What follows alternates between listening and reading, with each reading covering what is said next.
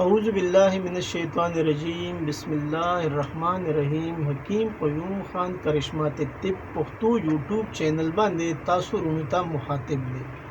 او نن چې د خپل رونو لپاره ما د کمی نسخې انتخاب کړی دی نو هغه زما یو مرګري چې هغه زمون کلیوال هم دی او پاغه باندې د برګي مرض و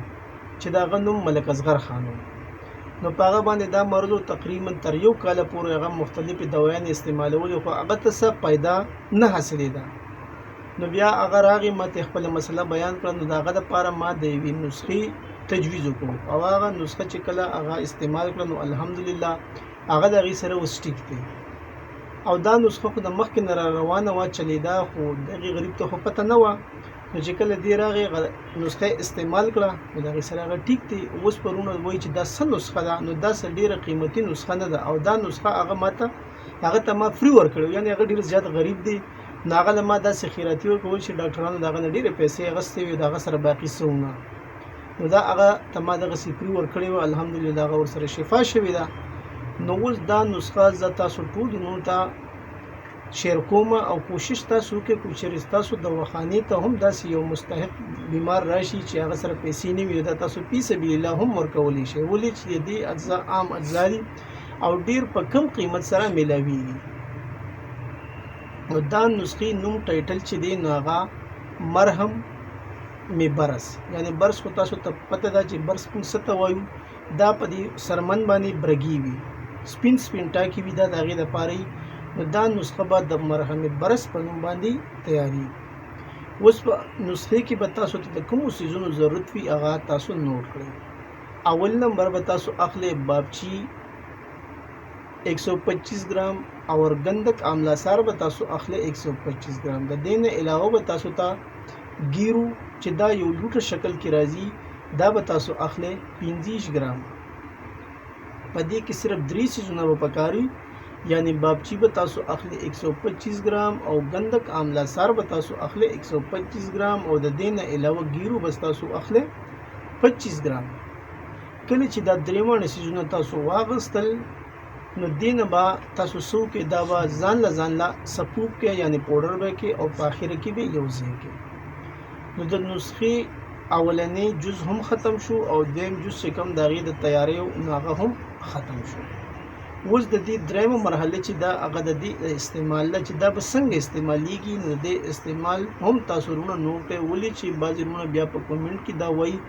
چې دا به موږ څنګه استعمالو نو دا هغه رونه کومنټ کوي چې هغوی ویډیو مکمل نه ګوري اکثر یې سکیپ کوي نو چې کله یو ویډیو تاسو سکیپ کړئ نو په هغې کې خو تاسو مکمله طریقه نشئ زده کولی نو کوشش کوئ چې دا خو د 2 منټه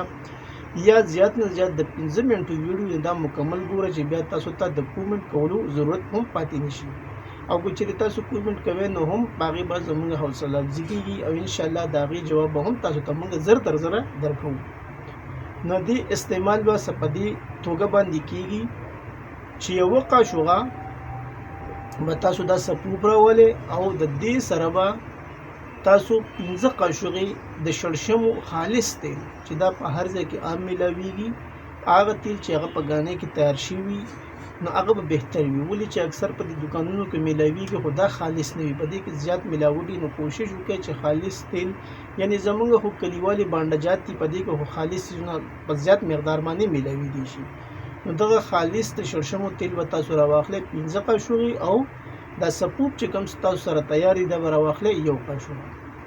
دا به څه وکړئ دا به صرف تاسو په دې کې مکس کړئ یعنی دا سپوب دا پوډر به تاسو راوالئ خو کوشش په تاسو دا کوئ چې دا پوډر تاسو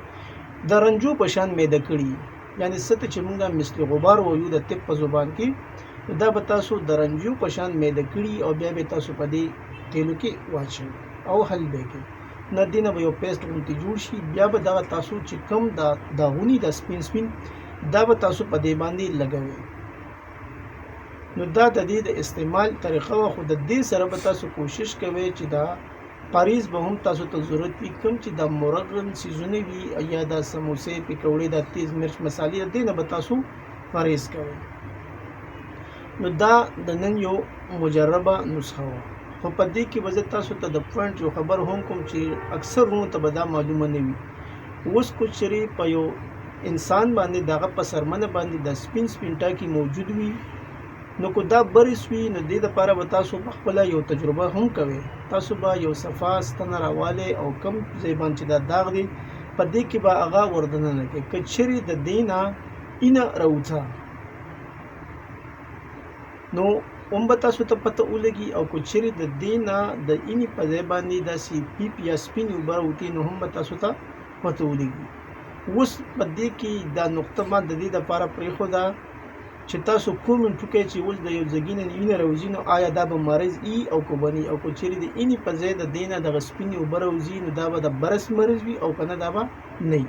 نو دا به تاسو ته په کومنټ کې د دې جواب زه درکوم. دپاره د دې زه ګورم چې زما دا ویډیو څونه ګوري، څومره ملګري دا ګوري. نو چې ټول ملګري دا ګوري نو ډېر حکما خو داسې دي چې هغه په دې پوینټ باندې پوه شي. که څوک پې پوه نه شو